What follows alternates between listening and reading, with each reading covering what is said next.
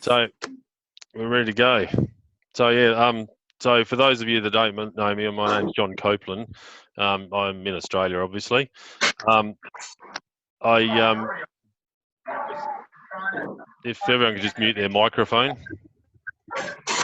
thanks. Mhm. Yeah.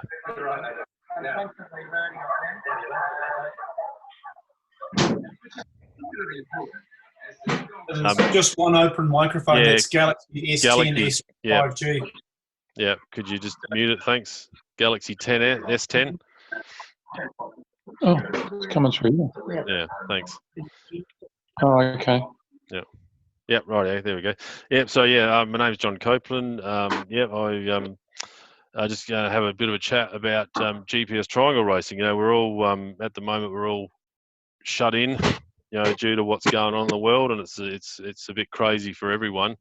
And you know, I hopefully everyone's going well, and you know, you're keeping your physical health up and also your mental health.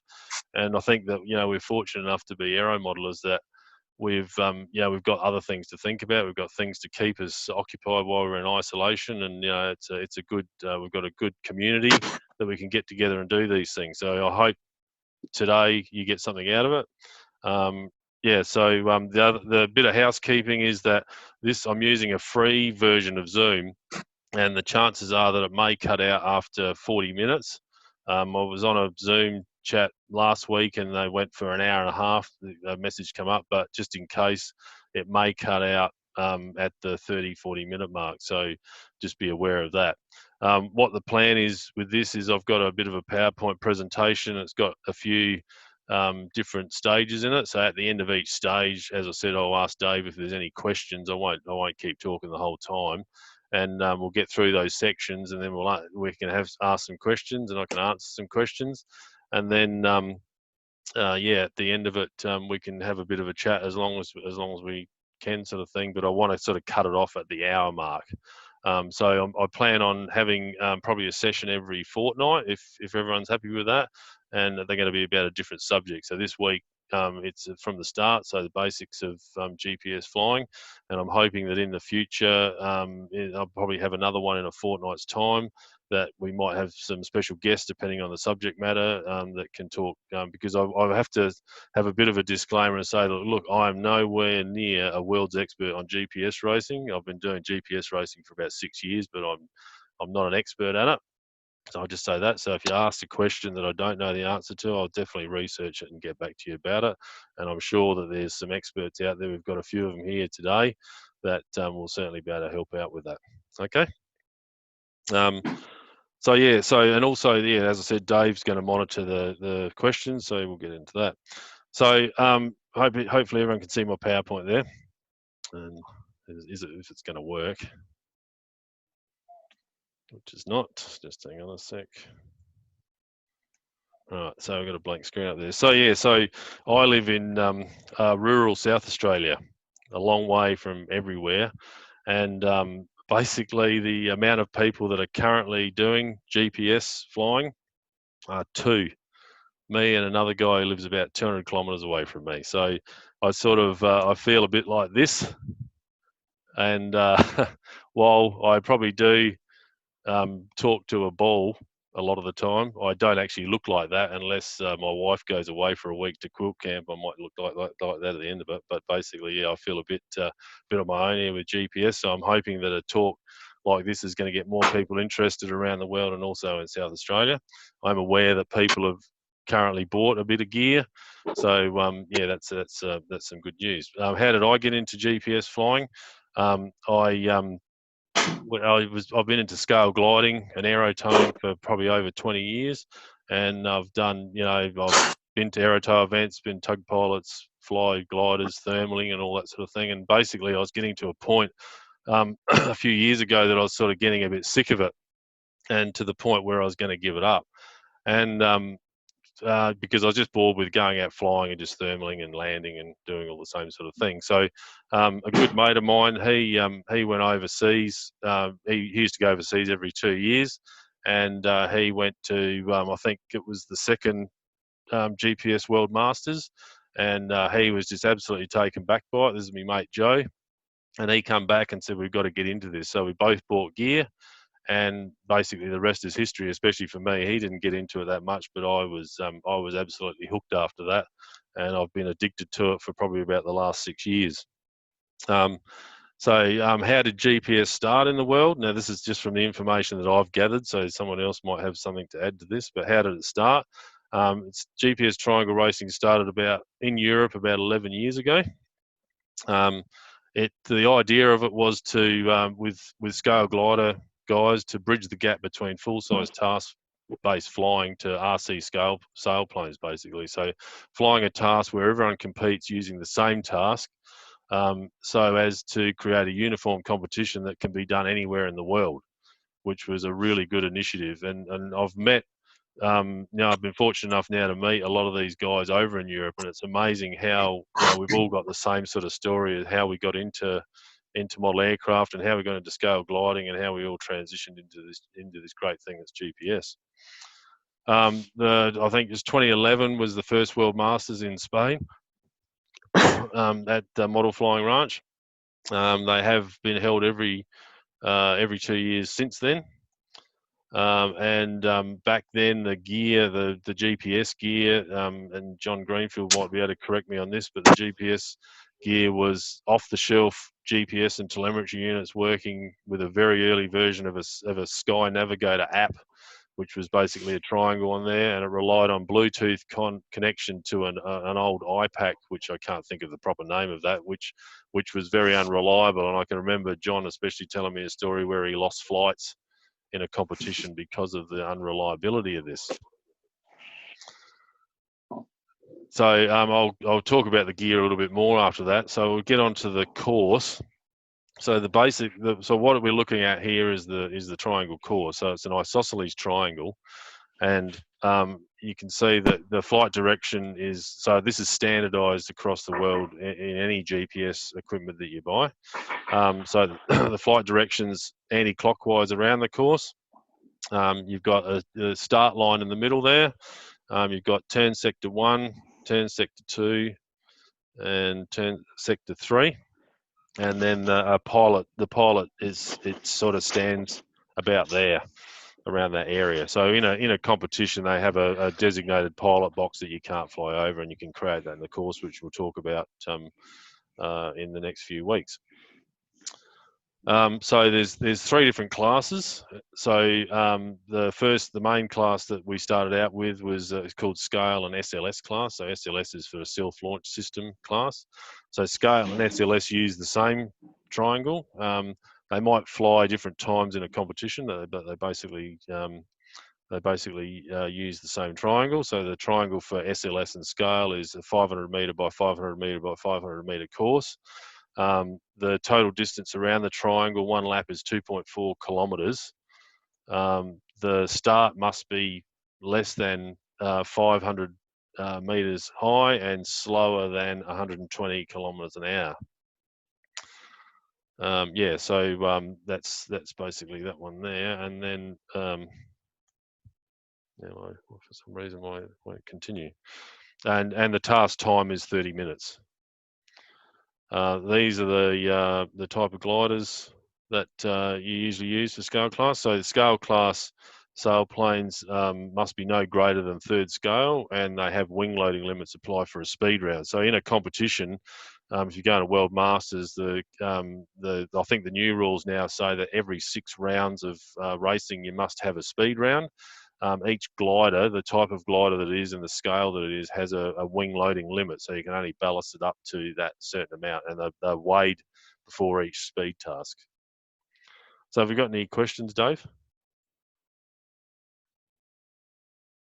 None yet, John. Okay, cool. Yep. And the SLS class is less than 25 kilos and self-launching, so they can be half scale, 1 to 2.5 scale, as long as they're less than 25 kilos. Then we have the sports class.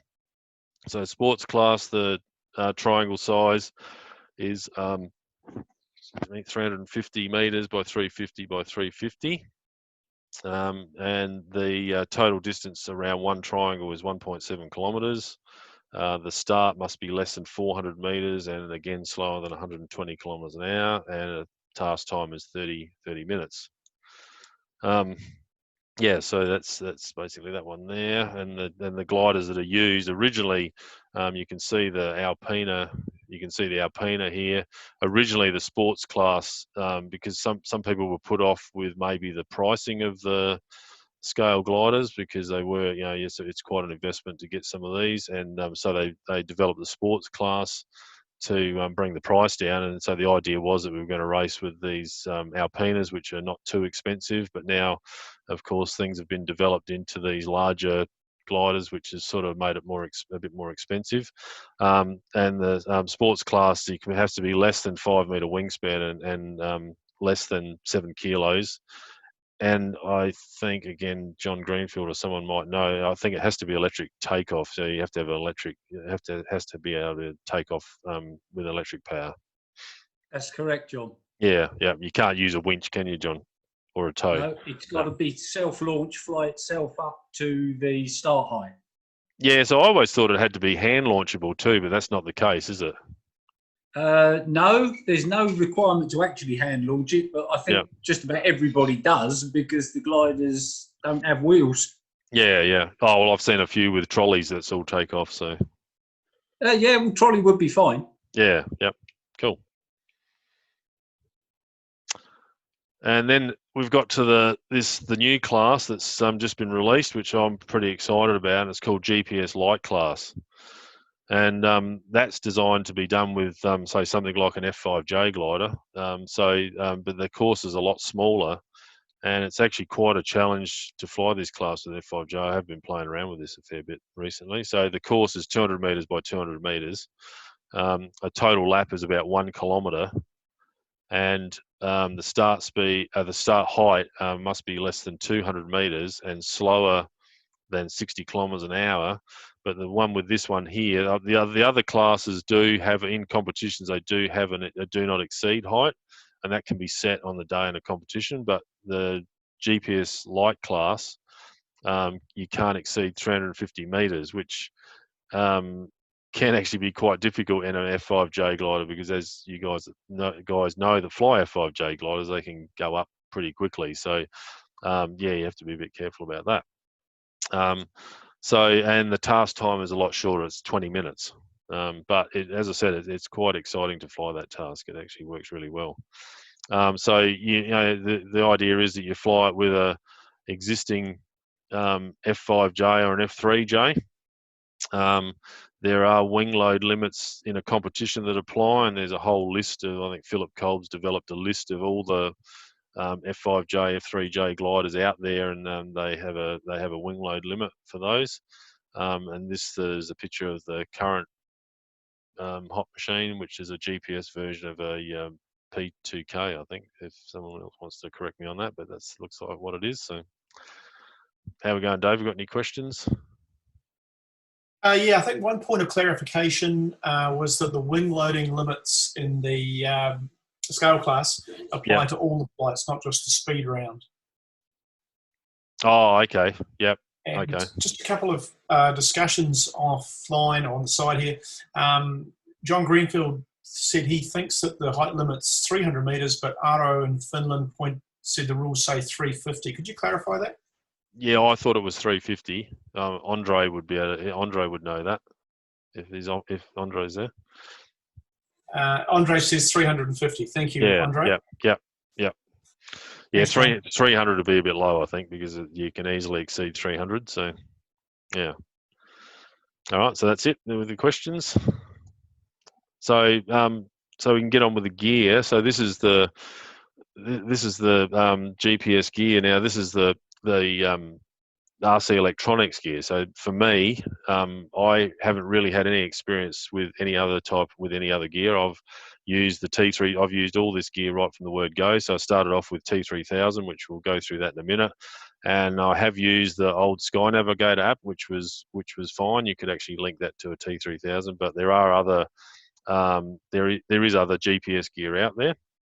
But yeah, I'll just talk about what I sort of know about. So in the coming weeks, we could mention the other gear if we wanted to. So we've got the T3000. So that came out. Oh, I don't know. When did that come out, Andre? He's not there. John Greenfield, do you reckon? Andre says 9 years ago. Okay, yeah. So it came out 9 years ago.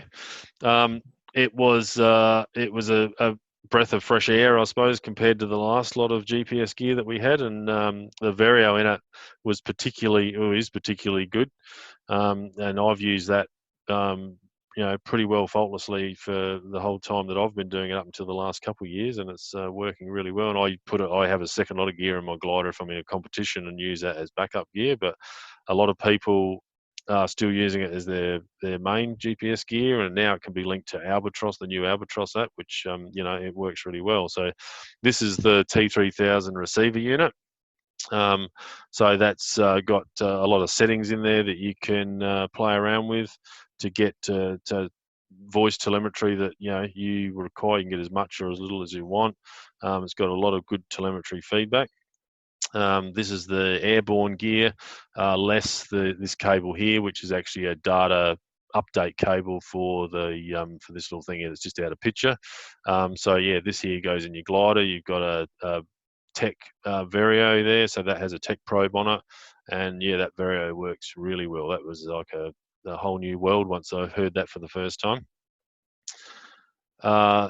Then this is how I used to mount it on my transmitter. You can see it mounted here on the handle there, so I could see it while I was flying. So, and this was another way when I had my old 14MZ, how I used to mount it. So because it's mounted there, you had an earphone plugged in there. You could actually hold it up to the, if the glider got high, you could actually hold the transmitter up and block the sun out. But you could also sort of cast your eye across from the T3000 to the glider, and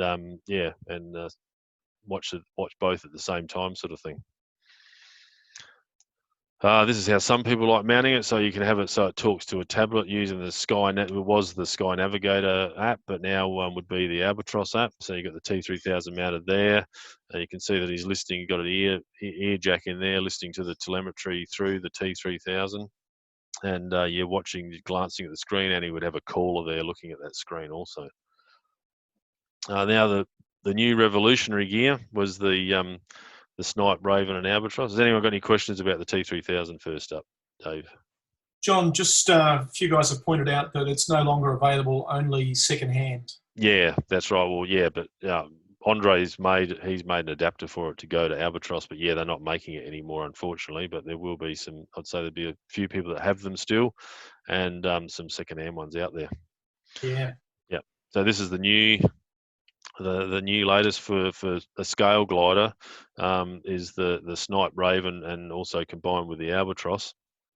So you got the Raven that sits in the glider fuselage, and you've got your servo connections here, and this is a data port here where you can use it for updating or changing your channel compared to Snipe, and then you've got your 3 ports here, which I will probably get it wrong what it does, but you've got basically a airspeed indicator, and then 2 static tubes to get a more accurate airspeed indication while you're flying, and then it's got a compensated Vario in it also.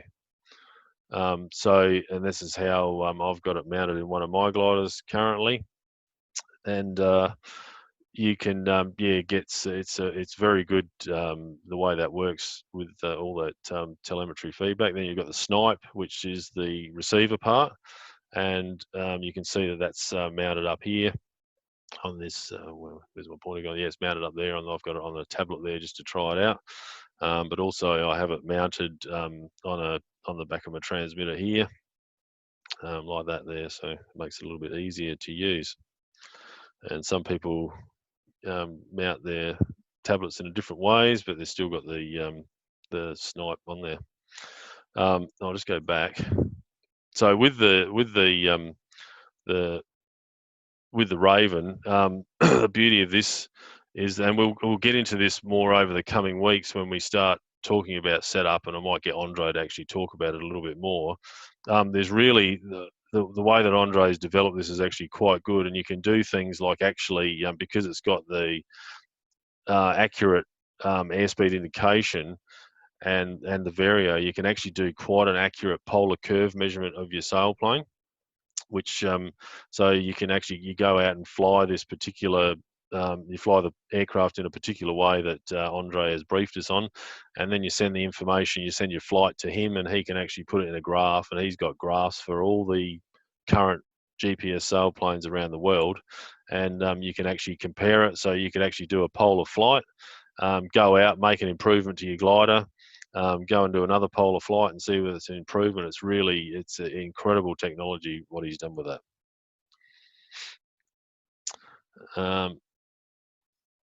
So yeah, that's how I have it mounted on my transmitter there. So then the new one that's out now, which is really for the GPS light class, is the Finch and the Sparrow. So it's basically a smaller version. The Finch is the receiver, the Sparrow is the transmitter. That has an RF unit connected to it, and you can also connect a compensated Vario unit to it also. And that sends back telemetry to the Albatros app, so they all work with the Albatros app. You can mix and match them. You can use the Sparrow with the Snipe. If you already have a Snipe for scale soaring, you can use the Sparrow for that. Also, you could use this in a scale glider. I can't see why you couldn't. You just don't get things. I think you don't get things like the polar curve, and there's a bit of course information that you don't get with that gear. But the idea is it's designed as I would probably call it an entry level, but it's high end enough to use every day. So yeah, and this is how I mount it. I've mounted it in an F5J. It's all tucked away there. It's just velcroed to the top of the battery, and I've got an aerial just hanging around here, and it works. It works fine. It works really well. Oh. Anyone got any questions, Dave? Just a point. Oh, you got unlimited minutes, John, I see. Yeah. Excellent. Yeah. Sure. John pointed out that there's a new new type aerial available for the Raven, which is much better than the old one. Presumably you've got the old one. Yeah, I have. Yep. Yeah, look, Andre's bringing out new aerials for these things all the time. So yep, there's always something new available. So you have to check up on that. Question from Jonas.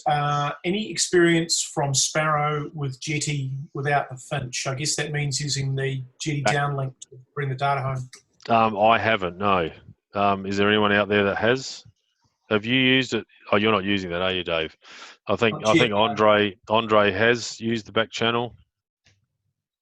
Andre says you need the Finch, Jetty, or Snipe. Yeah. Okay. Yep. Yeah, maybe Andre could address that verbally later on. Yeah, we could probably, as I said, in the coming weeks we'll have a session just about like setting the gear up and all that, and I'll get someone like Andre to have a bit of a talk, and he can talk more on these subjects. Did someone else ask a question there, Dave? That's it for now. Thanks. Okay. Yep. So then we've got the Albatros app.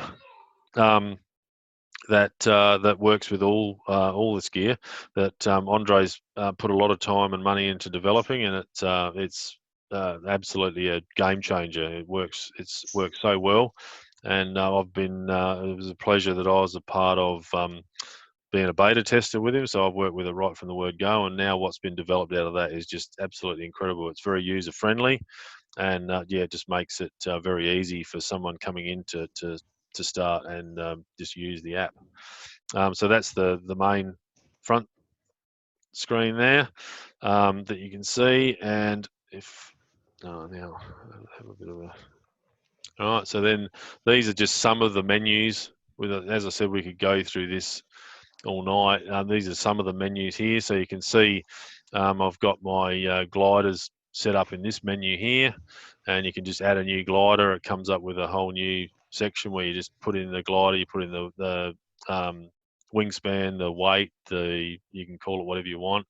Then you've got this other menu here, which you can either go to flight or set a task up. You've got your logbook here, which logs your flights. Then you've got your settings here where you can go in and change all the settings. And over on this one here, you can see again, you can choose your glider for a flight. You can choose what voice you want to hear for what part of the telemetry. You've got like a servo part of the app here, which means that you can actually activate different screens in the Albatross app and also start the course via a switch on your transmitter, which is pretty handy. You could also do that. You can also start via your transmitter switch with the T3000, and also, and with this app here. So yeah, and you can change your graphic colors. You can put warnings in there. You can change your units, obviously, to metric to imperial. And then he's got this in the last few weeks. There's this new cloud function here, which means that once you do a flight, if you want to upload it to the soaring.net, you can just connect to Wi-Fi and do it directly through that, rather than downloading the flight through the SIM card and uploading it that way, which makes it a lot easier. This is an example of I got this Mighty Pike Perfect. I haven't put a registration number in there, but you can put the weight, the span, the wing area. Stall. You can create. You can create a hang on. You can create like a you can create a stall speed, so you actually get a stall warning, which is actually quite handy when you're flying, which can really help you. It sounds a bit crazy for me. It really helps me thermal when I can get close to the stall speed. So you can play around with that stall speed. So it actually helps you thermal a lot more efficiently. And then you've got this is an example over here of the servo page. So you basically, if whatever channel you have your Raven connected to or your Sparrow connected to, that gets the power from that channel, but also you're looking at you can actually flick the switch, whatever your GPS is on, and actually creates a value here. You put this value in here to start, restart. So rather than having to press the screen to do that. And then also, I think now or in later date, you're going to actually be able to scroll through all these different pages. So you might have different pages for different parts of the course. Gavin, I think you got your microphone on there. Gavin, I have a problem that I've lost the picture. Oh, okay. On my original computer. I can wait. Another one. I can wait for a little minute if you like. Is there any questions, Dave? Yeah, just a point on that second screen there, the servo screen with my Jeti. I've been able to set up most of those pages to trigger automatically. So as you move to say 15 or 30%, it triggers the thermal or the glide page. Okay. So how? So, go on. How do you actually? How do you? Because I mean, I only have mine. I have a designated switch for my stop start. Yeah. And I just set the stop start as you've seen. So how do you set the thermal page? What would be? Give us an example of how you would use that. Would you have that on your thermal condition on your radio? So I've got a 3-position switch, which happens to be a slider. Yeah. And also another switch. And between the combinations, I've got a FlyMate system, and I've followed the instructions and how to set it up. But essentially, as you noted, in the actual value, by moving the slider or the switch to various points, you can see the the value that's created there, which is a translation of the milliamp or the micro section position of the slider. Yeah. Okay. And then by then typing in the numbers for the thermal or the glide page, you can get those. So if you went to say 15 and you could see where the slider reached 15, that would trigger thermal. You come up, move the slider up to 30, it triggers the glide page, etc. Yeah. Okay. I think the next slide will explain. It'll show that. Yeah, go on. Couple of questions. Yeah. Was the stall speed? What do you need to get that? It's not GPS based, is it? Well, I thought it was because I thought it was. I thought it was GPS based. The wind would spoil that one. But I think Andre points out that the stall and V&E only works with the Raven because it needs the airspeed, I think. Oh, okay. All right. Yep. Well, that answers that question. Yep. And Brian Ford, go Brian, asks roughly what the setup cost is in Australian dollars for the both the light and the scale system. Okay. If Brian has a look on because Mike O'Reilly now actually sells all Andre's gear. So if you have a look on Model Flight site, I can't remember what it actually is. So if you have a look on Model Flight site, Brian, all the prices are up there. And Mike's on there. He's usually got everything in stock. So it's it's there. Bernie Jones, I think this may be a tongue-in-cheek commercial, says with the servo switching, John, you would need to move to Jetty. Okay. Good one.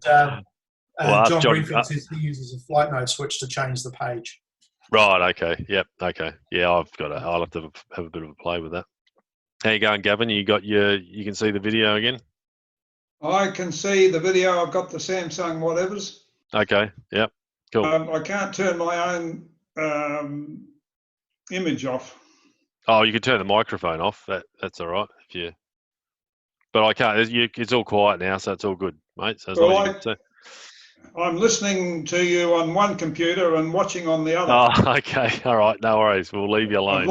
So I can't communicate with the first computer because I can't see anything on the bottom of the screen. Okay. Yeah. Well, it is recorded, so I will put the recording up, possibly on the GPS Australia website, on the Facebook page when it's done, if that's possible. Okay. Excellent. That'll be all right. All right. Just bear with me a sec. Having a bit of a technical issue. Right, so this is so we'll go to the task map. So that shows that's a generic task map. This is the ones that I took photographs of my task map here today. So you can see on the right there, it actually shows the triangle that I've set up there, the glider in my backyard, and there with the actual map there, which it's not as clear when you're flying, especially out in the sun. It's not actually good to have the map there, so you can actually touch the screen and actually get rid of the map. You can change all these colors here, so they're really easy to see. And you can see down here you've got all your telemetry, and all this telemetry here is all choosable in the menu. So there's a whole myriad of things that you can actually set this up. So the boys are talking about changing these screens, so that you got your arrows here. So this is the start page. So then also if you click one way, you've got thermal. You've got all these other pages that you can set up. So they're actually using their mode switches to scroll through that. For that. So yeah, you can see it's pretty adaptable. And that's about it. So have we got any questions or comments, or someone that wants to have a bit of a talk about something? There's no more questions now, but if anybody wants to ask, or if you finished, John, maybe guys could open their mic and ask a question. Yeah. Perhaps just one at a time. Yeah, or if someone's got something to add, this is like I said, it was a Q&A session. I just had this bit of a spiel there. It's a Q&A session, and we can have a bit of a chat. Mike O'Reilly has a question for Andre: when is the Albatros iOS version coming? Oh, he says no. So that's the end of that question. Okay. yeah. I think I've talked to Andre about that. I think it's too hard. Right. John Greenfield here. How you going, John? Just added to the bit of info on the pictures you got on the screen. You talked about the different pages. Yeah. An interesting point to say, I switch page by using my flight mode switch. Yeah. So when I've got the flight mode switch in thermal, it's reading the thermal page. And if you can just go back to the page you were on. That one? No, go to the one. Next. That one, yeah. That one. Yeah. The 6 boxes at the bottom, you can, as you said, you can user define from a whole long list. Yeah. Different information on different pages. Yeah. So, for example, when I'm in thermal page, I like to see my integral vario, my normal vario. I've got less interest in things like entry height, device battery at that point. Yeah. So you can customize each page, and it will automatically change as you move through the different flight modes. So you've got the relevant information you want on each page for each phase of the flight. Yeah. Okay. So is your so what would you use as your stop start switch then? I've got a separate switch to restart the task. Right.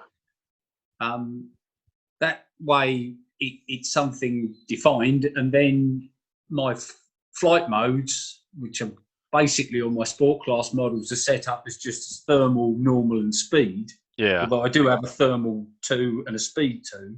Yeah. But thermal, normal and speed switch 3 separate pages, giving me the info that's appropriate to that phase of the flight. Also, do you have 2 connections going to the Raven then? No, it's all done by setting the servo channel that you're using, the percentage of the servo setting at the top just being copied into the relevant part of the menu. Oh, okay. All right. Yep. Good. John, a couple more questions. Yeah. Mike O'Reilly asks, does the use of the tech probe on the Sparrow make much difference to the accuracy? Yeah, well, I would think to the accuracy of the thermal, to the Vario. Yeah. Yeah, I would think so. That the tech unit, and Andre will probably correct me, is the same as the T3000 one, which, as I said at the start, that actually was quite a good. I really liked that unit. It was quite good. Whereas I think if you don't use that, I think you're just using the GPS as a Vario. So yeah, it would be. It is better. Can you hear me? John, I can add something to that. Yeah. By putting the tech probe on, if it's properly set up, you remove what I call stick thermals. Yeah. And that's a really important part, because if you're flying badly and the plane's porpoising up and down, you will hear the Vario tone going up and down. With a properly set up tech probe, it removes all of that.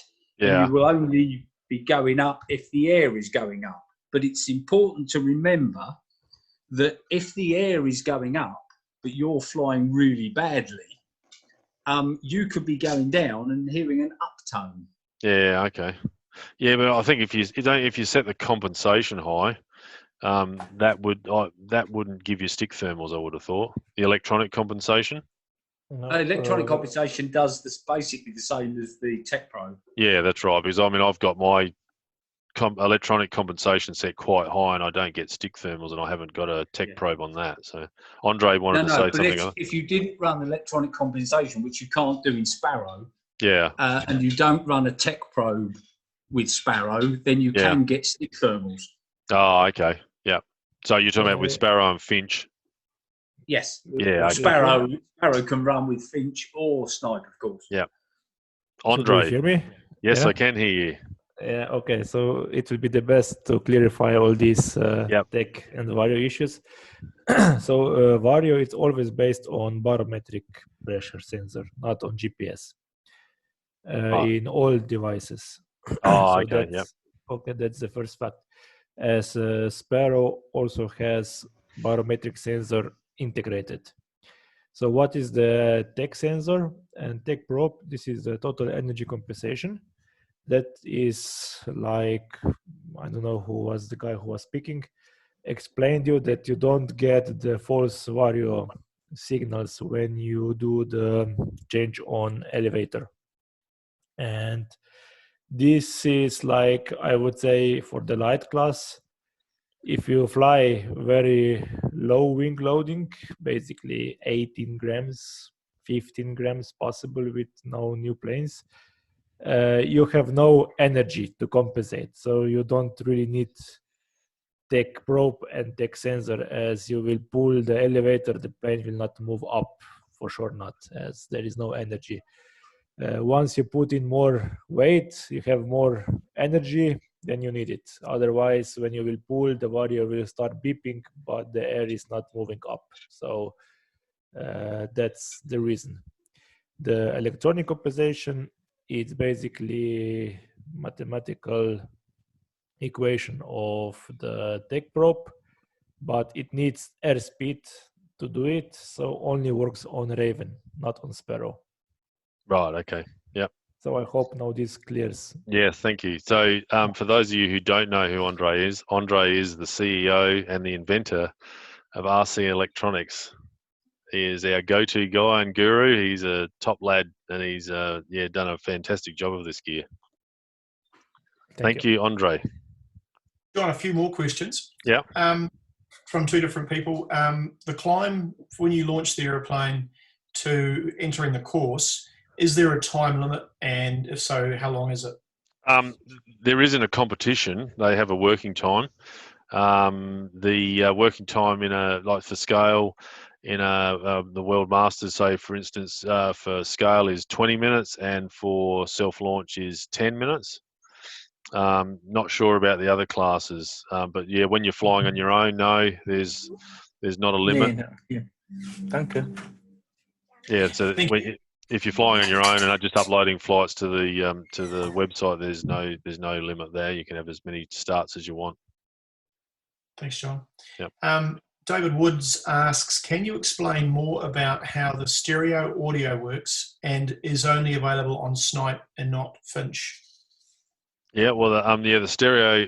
Well, the stereo. Andre will probably want to come in here again, but the stereo audio in Raven and Snipe is you wear a headset, and if you are drifting away from the turn point, you'll hear noise in your left ear. I hope I've got this right. And if you're drifting, if you're inside, you'll hear noise in your right ear. So you basically move to whatever ear you hear the noise, and if you're hearing noise in both ears, it means you're straight at the turn point. But that function is not in Finch and Sparrow. Thank you. Yeah. Could I ask a question of you or John Greenfield? So the different screens, the start and the thermal and the glide, is the display, the upper 2/3 where your picture is, John, is that identical on each page, and it's just the configurable 6 fields at the bottom that you might change? Is that right? That's correct. Yes. Thank you. John, just while I'm talking, Yep. just to clarify something, you said that the audio isn't available on Sparrow. Well, of course it is if it's connected to Snipe. Yeah, it is if you connect it to Snipe, yes, but not with the Finch and the Sparrow. I think that was the question. I think. Yeah, But that's correct. correct. Yeah, so say ultimately, if you wanted to do scale and like GPS light class, you could have a Sparrow and a Snipe. Yeah, well, I run Raven and Snipe in my SLS class. Yeah. I've got a Sparrow in my sport class actually. But I've got Sparrow, and in the light class. Yeah. But I've got Sparrow connected to Snipe, so you get all the functionality of Snipe, including the audio steering. That's right. Yeah. So the idea of Finch and Sparrow, as I said, I think earlier, is to bring the price down, to bring the size down, so we get more people involved, because that's what we want.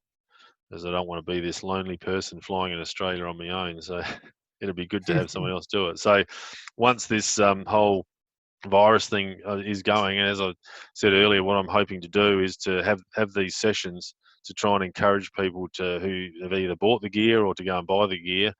This is a great time to have a play with it, get it all set up, so then when we can go flying again together, we can go out and we can have a bit of a session. I'm happy to come out into South Australia, guys, and wherever to get all your gear working to help. And we can even do that prior, and so we can hit the ground running and have some competitions. Because I am actually, it's surprising to me, because I have had a sports class glider. That Alpina was actually my sports class glider, and I couldn't really get into it. Again, flying on my own, I haven't been in a competition. I couldn't really get into it. I absolutely love flying scale and SLS, but I couldn't get into sports class. Gary Whitfield's kind enough to lend me his old Pike Perfect, and I've just had an absolute ball with that, and it's really changes the whole way you fly GPS, because it's easily accessible, because you can just go out and hand launch it. You can fly in light conditions. You can play a lot with the settings of the glider and really get the thing honking around the course. And I think I talked to Andre about one flight that I did. I got 13 laps I just went out for a test fly and just jagged this absolutely boomer weather. And I was very close. I wasn't aware of the 350 meters. I was very close to going through that, but I had an absolute ball. So I'm really excited to get this going. And I think if we had some F5J gliders set up and in a competition all flying around at the same time, I think we'd have some serious fun with it. Any other questions? Yeah, so there's a bit of chat between Michael O'Reilly and Andre. You might want to comment on. Michael asks, will the airborne part of my T3000 talk to a Snipe ground station? I think it can talk to Albatross, can't it? But not to Snipe. Was it the story? Well, there's an app. There's an adapter, for T3000 to Albatross to a tablet now. So I think you can actually do it that way. Cool. Yeah. Basically, you can do to communicate with the old gear to Albatross via T3000, but Snipe will not communicate with old airborne unit. Yeah. So that means that I didn't decide to have back, compatibility with new devices to old, but you can update T3000 to work with Sparrow and Raven as pen unit and also the old ground unit T3000. So Okay. this is why. Yep. Thank you. Brian Ford asks, can you fly inside the triangle? Is there any out of bounds areas away from the triangle apart from the pilot's box?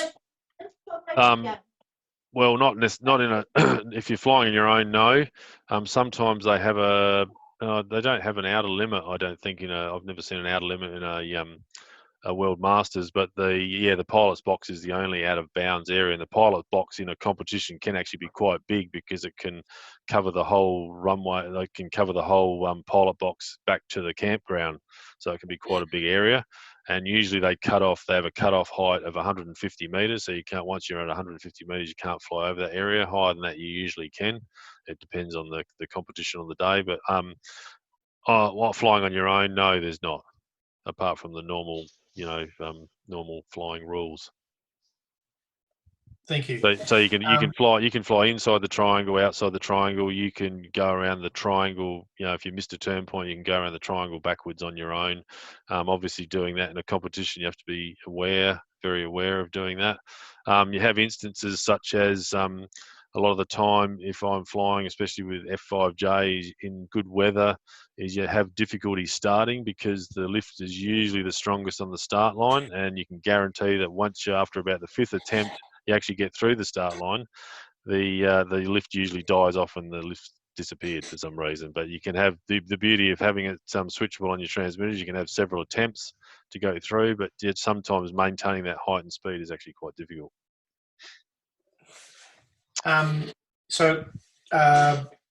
John's suggesting that we have a ground school and demo flying at Bordertown in November, which seems to have been well received.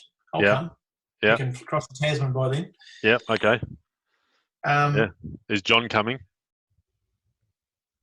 His idea. Oh, okay.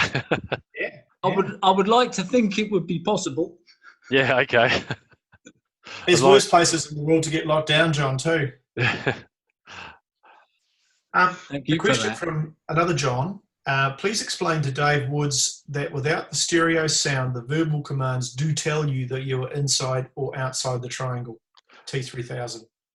They do on the T3000 definitely. You can set them up so you get inside, outside, and they're actually you have a verbal command to say you can have it so it's inside, outside. I think I tend to only have the outside one set, I think, from memory. It's been a while since I've flown with T3000, but yes, you can set up those verbal commands. Oh, thanks. The wind display in that top left-hand corner there, is that, how's that calculated? Perhaps a question for Andre. Can you repeat again, please? How's the wind calculated? Do you need airspeed for that, or is it derived from ground speed and track and that? Depends on the system. So the Raven also has it calculates the difference on ground speed airspeed, and it calculates on drifting the center point of the circle. So it will be calculated on all the systems. It's just the accuracy of it. The problem of the light class is that the radius of the thermal circling is very, very small, and also GPS might have a bit of problem when you are banking like 80 degrees. So on the scale and SLS and sport class, this works quite good. On the light class, you really have to thermal nicely to get nice wind. Otherwise, you get a false information. Thank you. Any No other other questions? questions at this stage. Okay. All right. So, as I said, what we might do is, if people are interested, we could do this, say, every fortnight. We could pick another subject, and we could have maybe a guest speaker such as John Greenfield come on, which I will talk to him about this later. About perhaps we'll do one about glider setup and glider trimming, which is actually quite interesting and a big part of GPS flying. So I thought, yeah, we could do it once a fortnight if everyone's interested. And then if people have, because I know that some people have contacted me during the week and they have actually bought some gear. If they wanted to message me through Messenger, I could set up a meeting, like a meeting just for those people next week if they have trouble setting their gear up, say on the same time, Friday afternoon or whenever, and just so you can actually get your gear going. So if you want to do that, you can just message me, and if give us any feedback about the frequency of these things. But I sort of just wanted to keep it to one subject a session, so we're not overwhelming people with the amount of information. And as I said, we get into there's multi-layered GPS flying. And that's what I actually enjoy about it. I enjoy like going out and setting up the glider. You're just basically doing heaps of flying to get a really good outcome. So yeah, so if no one's got any more questions, we might call it a day. Has anyone got any more? I think One last question. How to set up a course and use the Albatross, etc., will be very useful for us beginners. That's probably a good one for another session, perhaps. Yeah, it probably is. Yeah, it's pretty easy to set up a course in Albatross.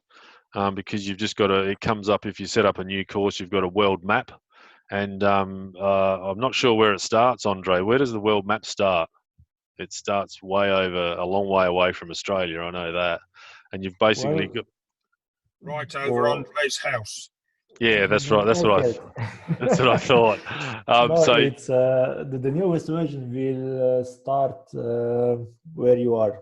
Okay. Localization now, so the newer one, which is already published, should start now around your house. So. Excellent. So that makes it very easy. So basically, you start a triangle. You find where you want to place the triangle, and you start a new triangle. You find the place where you want to start the triangle, and you can use the controls in the app to rotate the triangle whatever degrees you want it. As you can see, I've got mine. You can see my little runway on the right hand screen there. I've got it slewed around so I don't have to fly into the sun all the time, and you can change it around and make several different courses in one area, and then you set all your parameters up in that. So yeah, it's pretty easy. Question from Mike O'Reilly. What is the go-to Android phone, seeing I'm an Apple guy? I have the same problem, Mike. I ended up buying a Samsung tablet, a little bit bigger than John's, pretty cheap, and works really good for the job.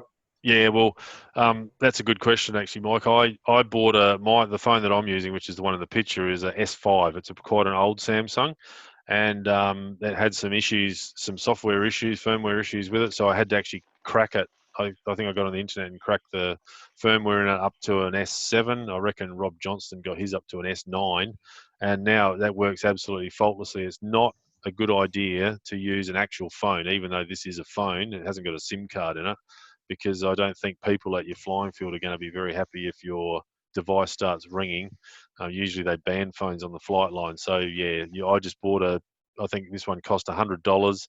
I spent $20 with a new battery. The beauty of the earlier phone, like this S5, is you can actually pull it apart quite easily. You can get the battery out of it.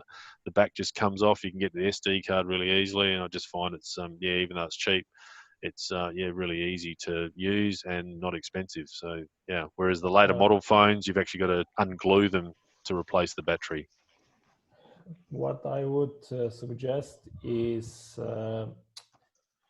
there is a bit of a long-term problems with buying an old type devices. Yeah.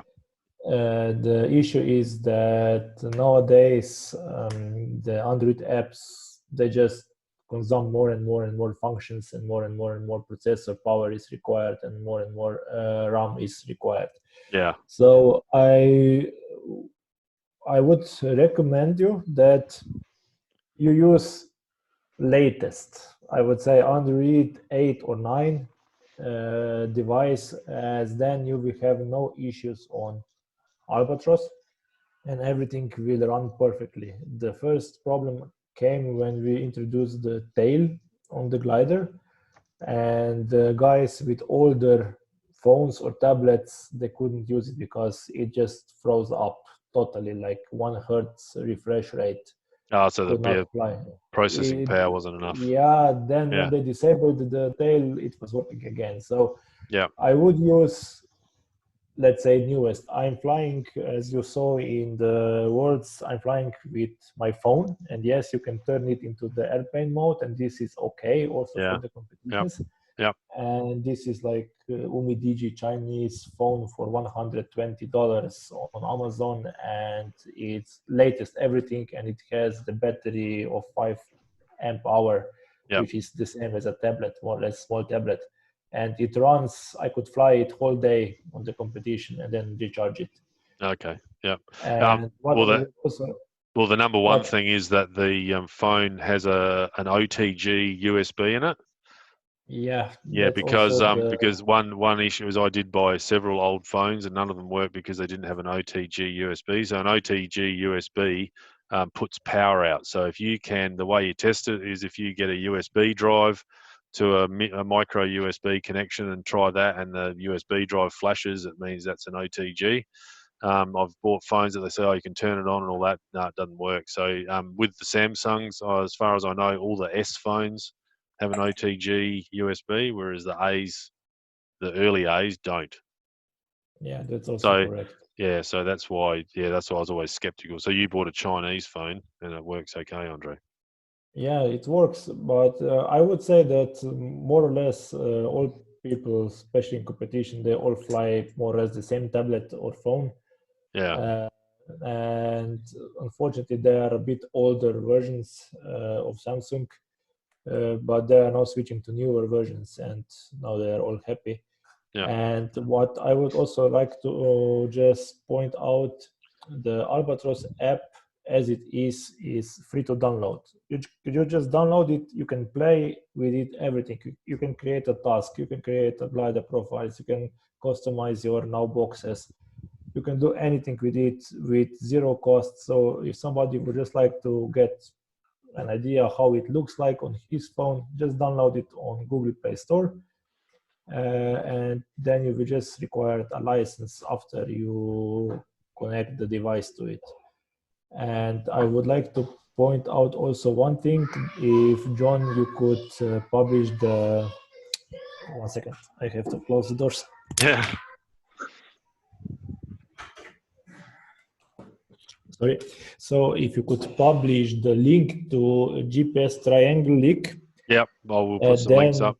yeah, then people will be able to see how flying the course looks like Yeah. graphical, Yeah. and what are the results and what they can expect. And this is, I think, they will get the most of idea what is it all about. And Yeah. then you are really like, when we started the idea of flight class, somebody asked me, what do you reckon, how many laps? I said, I think 10, 11 will be max. So they already did 18, 19. So that's how fast these very light planes can go. And this is very interesting. And all of them are old, or let's say older planes, nothing new. Yeah. So So who has done 18, 19 laps? Daniel Aberli did 19, but he was 5 seconds too late. Ah, okay. Nevertheless, 18 is the official score now. Yeah, right. The Swiss Okay. guys are crazy. Yeah, right. Okay, cool. All right, thank you, Yeah. Andre. Thank you very much for your input. Yeah, I'm going to put some.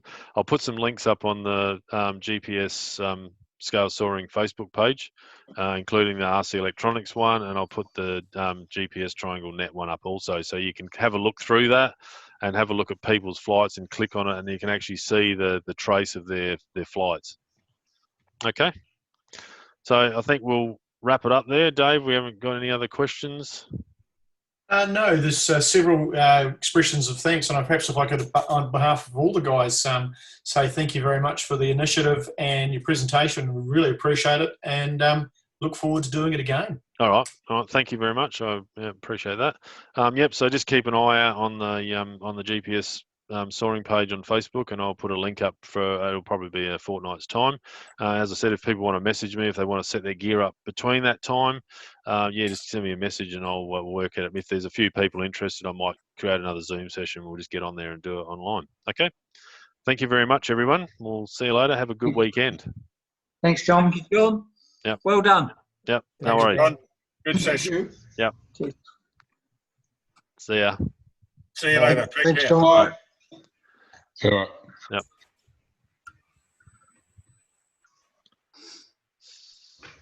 I'm still here, John Boy, if you can hear me. Yep. Thanks, mate. That was cool. Yep. All good. 31, I think you had people on there, was it? Yeah, looks like it. Yeah. Yep. That was good. Oh, excellent, mate. Oh, good. No worries. All right. I will All right. talk to you soon, mate. Catch Yep. up. No worries, buddy. I'll talk to you on the Righto. weekend. Yep. Good on, Thanks. mate. See ya. Dave, you Bye. still there? No, Dave's gone. No. Thanks, John. See Yep. you. No worries. Yep. See you later. All right. Thanks, John. Bye.